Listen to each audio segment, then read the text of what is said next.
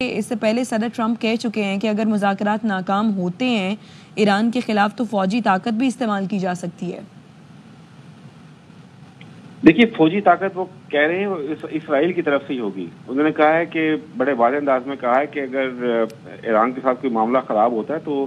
وہ جو حملے کرنے ہیں، جو فوجی کارروائی ہوگی، اس کو لیڈ اسرائیل ہی کرے گا، امریکہ جو ہے اس جنگ کا حصہ نہیں بنے گا۔ انہوں نے کہا بڑے واضح انداز میں کہہ چکے ہیں، اور ابھی لیٹسٹ بھی جو ہم نے اسٹیٹمنٹس دیکھی ہیں ٹرمپ کی، اس میں انہوں نے بڑے واضح انداز میں یہ کہا ہے کہ میں نے اپنی پوری ٹیم کو کہا ہوا ہے کہ وہ ایران کے ساتھ مذاکرات جاری رکھیں اور ایران کے ساتھ کسی معاہدے کے قریب پہنچے، کیونکہ دیکھیے ڈونلڈ ٹرمپ کو بڑے بہتر طریقے سے اندازہ ہے اس بات کا کہ یہ جنگ اگر شروع ہوگی تو اس کی لپیٹ میں تو پورا خطہ آ جائے گا اور کئی ملک اس کی لپیٹ میں آ جائیں گے۔ ڈونلڈ ٹرمپ نے بڑے حوصلہ افزا بیانات دیے تھے پچھلے 3 سے 4 دنوں میں، اور آج بھی انہوں نے یہی کہا تھا، جیسے کہ ابھی پہلے ہی بتایا میں نے آپ کو کہ ڈونلڈ ٹرمپ یہ کہہ چکے ہیں کہ اگر کوئی ایران کے ساتھ معاہدہ ہو گیا تو امریکہ ایران کو خوشحال اور ترقی یافتہ بنانے میں مدد کرے گا۔ انہوں نے کہا ہے کہ ایران کے ساتھ امریکہ تجارت کرے گا۔ انہوں نے یہ بھی کہا کہ ایران کی قوم بڑی زبردست قوم ہے اور وہ ایرانیوں کی مدد کرنا چاہتے ہیں، لیکن دوسری جانب جو اسرائیل ہے وہ علاقے کا بدماش بنا ہوا ہے، وہ چودراہٹ قائم کرنا چاہتا ہے پورے خطے کے اوپر، اور اسرائیل کی ایگزسٹنس کو خطرہ بھی جو ہے وہ صرف ایران سے ہی ہے۔ اب دیکھیے ایران جو بھی ہے، ایران ٹھیک ہے ایک مضبوط فوجی قوت تو ضرور ہے، لیکن اسرائیل کا مقابلہ کر سکتا ہے یا نہیں، یہ بھی ایک بڑا سوالیہ نشان ہے، لیکن ایران ڈٹا ہوا ہے اپنی جگہ کے اوپر۔ اور دیکھیے ایران کو خطے کے کچھ ملک ہیں ان کی طرف سے سپورٹ بھی ہے، اور جو خطے کے جو دیگر ملک ہیں جس میں رشیا بھی ہے، پاکستان بھی ہے، بھارت بھی ہے، اور دیگر ملک ہیں اس پوری پٹی کے اوپر،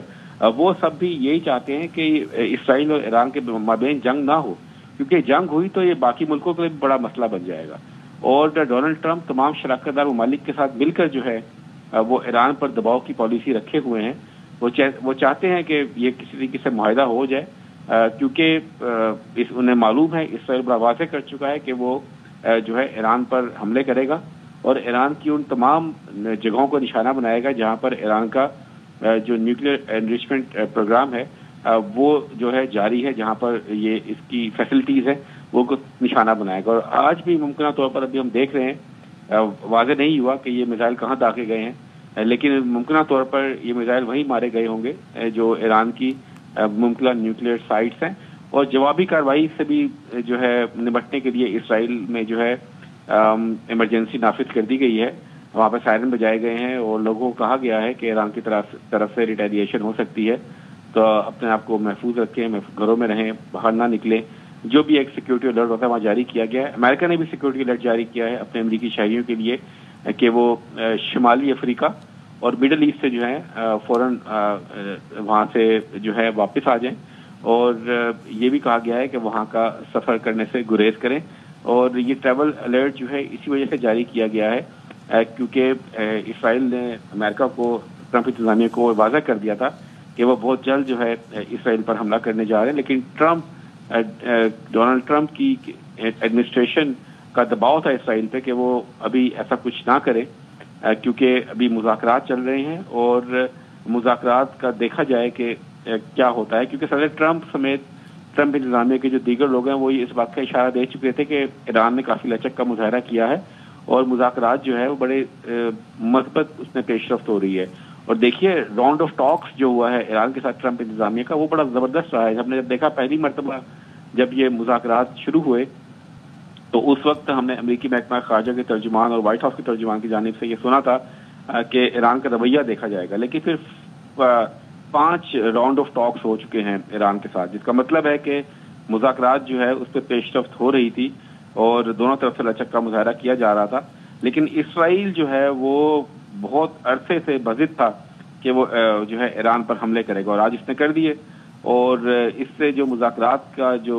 ایک معاملہ چل رہا ہے وہ متاثر بھی ہو سکتا ہے، لیکن ڈونلڈ ٹرمپ کہہ چکے ہیں یہ مذاکرات جاری رہیں گے، اور انہوں نے ابھی ٹروتھ سوشل پر اپنا ایک بیان دیا ہے کہ انہوں نے اپنی پوری ٹیم کو ہدایت کی ہے، ٹاسک دیا ہے کہ ایران کے ساتھ جو ہے مذاکرات جاری کیے جائیں اور کسی سمجھوتے پر پہنچا جائے۔ ब्यूरो चीफ वाशिंगटन डीसी जहाँ से आप हमारे साथ ही रहिएगा। तज्जिया का डॉक्टर नसीम अशरफ हमारे साथ मौजूद हैं। डॉक्टर साहब, बहुत शुक्रिया एयरवाई को वक्त देने के लिए। इसराइल ने ईरान पर फ़ज़ाई हमला किया है। अमरीकी मीडिया ये बता रहा है कि तेहरान में ज़ोरदार धमाकों की आवाज़ें भी सुनी गई हैं। क्या कहेंगे आप? जी, ये बड़े अरसे से ये टेंशन चल रही थी और अमेरिका का ख़ास तौर पे सदर ट्रम्प की पूरी कोशिश थी कि ये जंग तक नौबत ना पहुँचे, लेकिन इजराइल का जो रवैया है और इजराइल की जो पॉलिसी है इस वक्त, उन्होंने समझा कि इससे अच्छा मौका उनको नहीं मिलेगा और ये निहायत ख़तरनाक कदम उठाया है उन्होंने। सिर्फ इलाकाई जंग की नहीं बल्कि आलमी जंग भी इसमें हो सकती है। मेन चीज़ जो इसमें अब देखने की ये होगी कि ईरान रिस्पॉन्ड कैसे करता है। क्या वो सिर्फ इजराइल पे जवाबी हमला करेगा या अमेरिकन जो उस एरिया में बेसेस हैं उनको भी निशाना बनाएगा। अगर अमेरिकन बेसिस को निशाना बनाएगा तो फिर वो एक बहुत बड़ी बात हो सकती है और वो मेरे ख्याल में शायद अमेरिकन बेसिस को निशाना ना बनाए। हालांकि उन्होंने 2 दिन पहले अमेरिका को ये खबरदार कर दिया था कि अगर ईरान ने हम पे हमला किया तो हम इसमें जो उसकी इत्तेहादी कुव्वतें हैं इस एरिया में उनकी बेसिस को भी, यानी अमेरिका की बेसिस को भी अटैक करेंगे। अब ये इसका पाकिस्तान के लिए भी बड़ा एक इम्पोर्टेंट और बहुत ख़तरनाक एंगल है। ये चीज़ हमारे लिए और बाकी मुस्लिम ममालिक के लिए भी बड़ी एक तशवीशनाक बात है और ख़तरनाक बात है कि ये चीज़ अंदरूनी तौर पे भी खाना जंगी तक भी बातें जा सकती हैं। सो मैं समझूंगा कि ये जो ईरान ने इजराइल ने हमला किया है, इसका कुछ पिछले 4-5 दिनों में या एक हफ्ते में कोई बात बदली है, क्योंकि उससे पहले जैसे अभी आपके नुमाइंदे बता रहे थे जानजेब अली, वो बातचीत चल रही थी और सब लोग यही समझ रहे थे कि सदर ट्रम्प की वजह से शायद नेतन्याहू हमला ना करे, लेकिन नेतन्याहू ने उनको भी बात उनकी नहीं मानी और जो किया है ये पिछले एक हफ्ते में कोई इसमें तब्दीली आई है जिसकी वजह से उन्होंने आज ये कदम उठाया है। तो आप जैसे बता रहे हैं कि नेतन्याहू ने अमेरिका की भी नहीं सुनी, तो क्या ये उसके लिए भी खतरे की बात है? नहीं, अमेरिका के लिए खतरे की बात इस लिहाज से है कि अगर ईरान अटैक करता है और अमेरिकन बेसिस पे अटैक करेगा, अमेरिका ये नहीं चाहता। अमेरिका किसी सूरत में भी एक तो वो ईरान को नहीं, वो इजराइल नहीं देखना चाहता कि वो अटैक करे और मुज़ाकरात वो ईरान के साथ करना चाहता है। लेकिन आज भी अमेरिका का जो पहले बयान था सदर ट्रम्प का, वो यही था कि सबसे पहली बात यह कि मैं किसी सूरत में ईरान को एटमी ताकत बनने नहीं दूंगा या नहीं हम मान सकते। उसके बाद सब बातें ठीक है। तो ईरान के रहबर ने बहुत दफा कहा है इसमें पिछले महीनों सालों से